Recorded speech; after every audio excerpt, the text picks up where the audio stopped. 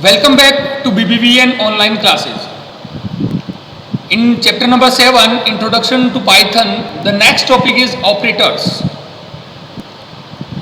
Operators is a symbol that represent an action such as addition, minus, multiplication and division. An operand is a number on which an operator act. देखिए अपन बात करेंगे operator क्या होता है. अपन कहते हैं operator is a symbol. ये एक सिंबल है दैट रिप्रेजेंट एन एक्शन, जो क्या करता है, एक्शन को रिप्रेजेंट करता है. ये एक्शन कैसा भी हो सकता है, जस्ट लाइक एडिशन हो, सब्ट्रैक्शन हो, मल्टीप्लिकेशन हो, ऐसा कुछ. And operand is the number on which N operands act. और ऑपरेंड क्या होगा, वो नंबर होगा जिस पर ऑपरेटर काम करेगा. जनरली अपन ये कहते हैं कि जैसे अगर मैं लिखता हूं कि 5 + 2, तो यहां पे 5 और 2 है, वो क्या होंगे, ऑपरेंड होंगे. और जो प्लस होगा वो क्या होगा, ऑपरेटर होगा. और ऑपरेटर क्या करेगा, कोई ना कोई टास्क परफॉर्म करेगा, कोई ना कोई एक्शन परफॉर्म करेगा. अगर यहां पे प्लस है देन वो क्या करेगा, एडिशन करेगा. इट मीन्स ऑपरेटर क्या होता है, सिंबल होता है जो क्या करता है, कोई ना कोई एक्शन रिप्रेजेंट करता है. और ऑपरेंड क्या होते हैं, जो ऑपरेटर जिनके ऊपर काम करेगा, जिन नंबर के ऊपर काम करेगा, वो क्या होते हैं, ऑपरेंड होते हैं. तो देखिए next is types of operator. Operator generally arithmetic, comparison, logical और असाइनमेंट ऑपरेटर. इसमें अभी तक अपन ने जो पढ़ा है वो क्या है, असाइनमेंट ऑपरेटर. कैसे, assignment operator is used to assign value to variable. ये क्या करता है, किसी भी वेरिएबल को वैल्यू असाइन करता है. ये क्या है, इक्वल साइन. किसी भी वेरिएबल को वैल्यू असाइन करने के लिए अपन क्या यूज करते हैं, असाइनमेंट ऑपरेटर का यूज करते हैं. तो देखिए अपन अलग अलग ऑपरेटर्स के बारे में पढ़ते हैं, जिसमें फर्स्ट आता है वो आता है अर्थमेटिक. अर्थमेटिक ऑपरेटर में कौन कौन से सिंबल आते हैं, एक तो प्लस है, माइनस है, मल्टीप्लिकेशन, डिवीजन, और फिफ्थ वाला क्या है, वो है रिमाइंडर. यहाँ पे जो प्लस है इसको एडिशन कहते हैं, द माइनस सब्ट्रैक्शन. अब देखिए क्या वर्क करता है. अगर अपन एग्जांपल्स इसमें दे रखे हैं कि अगर अपन ने लिया है 6 + 7, तो यहाँ पे 6 और 7 ये क्या होंगे, ये ऑपरेंड होंगे. और जो प्लस होगा वो क्या होगा, ऑपरेटर. ये दोनों को क्या करेगा, ऐड करेगा, एक्शन परफॉर्म करेगा. तो ऐड करेगा और ऐड करके अपन को आंसर दे देगा 13. अगर अपन बात करें अर्थमेटिक ऑपरेटर के अंदर सेकंड जो ऑप्शन आता है वो आता है सब्ट्रैक्शन. तो यहाँ पे 8 और 5 क्या है, ऑपरेंड. और यहाँ पे माइनस जो आपका सब्ट्रैक्शन है वो क्या है, ऑपरेटर. यानी ये भी कोई टास्क परफॉर्म कर रहा है, ये माइनस करके दे रहा है. नेक्स्ट आपका था मल्टीप्लिकेशन.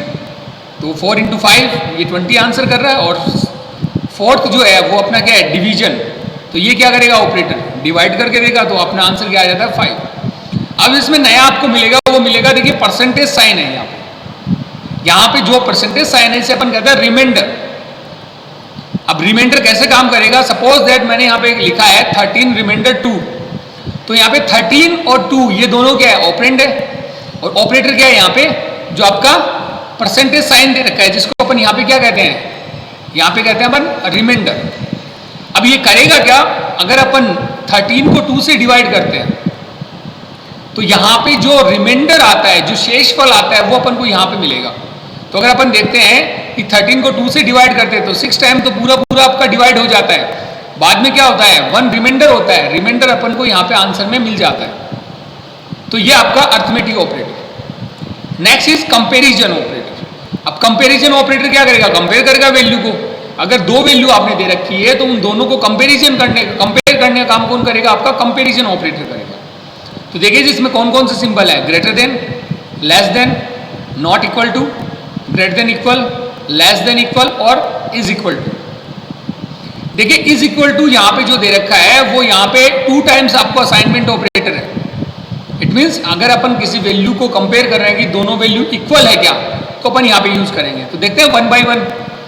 सबसे पहले दे रखा है एक बात और यहाँ पे कि जो आपका एग्जाम्पल है इसके अंदर अपन कहें तो जो आपका ऑपरेटर है ग्रेटर देन है.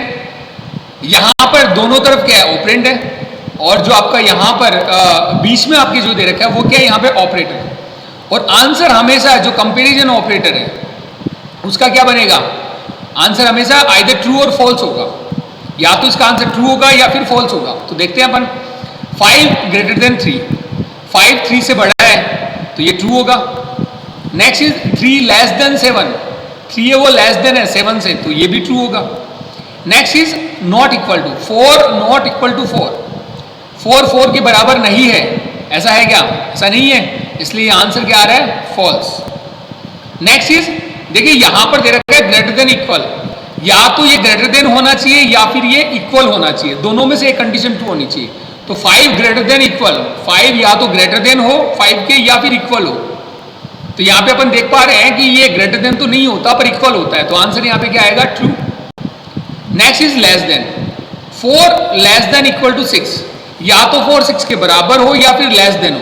तो यहां पे अपन देख पा रहे हैं लेस देन होगा, तो आंसर यहां पे क्या आएगा? यहां पे आंसर आएगा, देखिए यहां पे फॉल्स लिखा हुआ है, यहां पे आंसर आएगा इसका ट्रू। इसलिए आएगा क्योंकि यहां पे 4 है वो लेस देन है, तो इसको आप थोड़ा सा करेक्ट करें, इसका आंसर अपन को क्या करना है? ट्रू करना है। Next is equal to 5 equal 6, क्या 5 6 के बराबर है?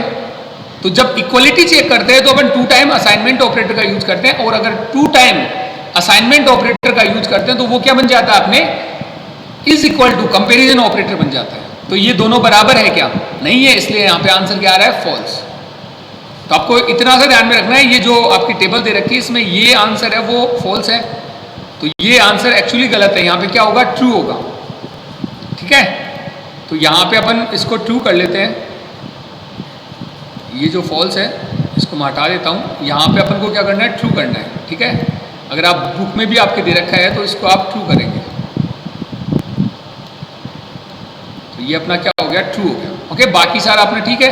तो ये अपना कंपैरिजन ऑपरेटर, कंपैरिजन ऑपरेटर क्या करता है? 2 वैल्यू के बीच में कंपैरिजन करता है, और आंसर हमेशा किस में आता है? आइदर ट्रू और फॉल्स के अंदर।